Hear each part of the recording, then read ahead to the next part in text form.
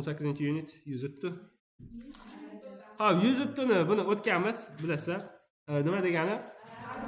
Ardi. Mana misollarni o'qib qo'yasizlar. Demak, qaranglar. Bu o'tgan zamonda odat bo'lib qolgan harakatlarida. Demak, so'roq shakli did bilan yasalaveradi. So'roq shakli did bilan did you use it to nima qilding? Qaranglar.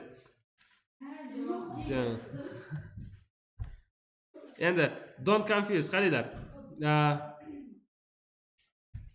Bitta narsani ko'rib ketamiz. Qaranglar. Use it to bu. Qaranglar, use it to plus verb. Bu nima degani tarjimasi? Ha, ardi. Hop. Qaranglar. Masalan, he used to visit me. Nima degani? Yo'q, u menikiga tashrif buyurardi. Men emas. U menikiga tashrif buyurardi. Xo'p, demak, qaranglar. Endi be used to plus verb ing. Okay? Qaranglar. Get used to plus verb ing. Bu nima degani? Aha, ko'nikmoq, moslashmoq degani. Xo'p, demak,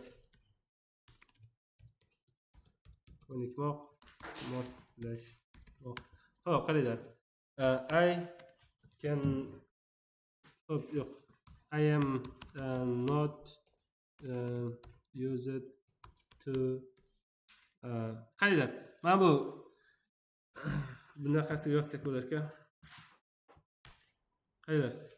Verb ing dan oldin birinchi o'rinda noun kelishi mumkin yoki verb ing keladi-da. Tushunarli? Bunday yoqida shunday. Biron bir narsaga ko'nikmoq yoki nimadir qilishga ko'nikmoq-da. Xo'p, bu ga ko'nikmoq degan. Masalan, qaranglar, nounga birinchi misol aytaman. I am not. Ha? Yo'q, qaranglar. Masalan, to the air of this city. Men bu shaharning havosiga ko'nika olmayapman. Yoki qaranglar. I am yoki he is not used to masalan driving in the city deylik. In the city. Ya'ni u shaharda haydashga ko'nika olmayapti. Masalan, qishloqda bemalol haydab yurgan bo'lishi mumkin, shahardagi haydashga ko'nika olmayotgan bo'lishi mumkin. Tushunarli-ya? Aynan bu ga ko'nikmoq degani, yoki moslashmoq degani. Xo'p, buni alohida yana bitta mavzu bor. Alohida get used to, umuman be used to, get used to degan. Xo'p, qaranglar, buni mashqlarni olasizlar. Xo'p, 19 ham ko'rib ketamiz. Qaranglar, 19 da nima qilasizlar? 19 da present tenses for the future. Ya'ni hozirgi zamonlarning kelasi zamon uchun ishlatilishi. Xo'p, qaranglar. Demak, qaranglar. Mana bu yerda bitta mavzucha yozib qo'yamiz.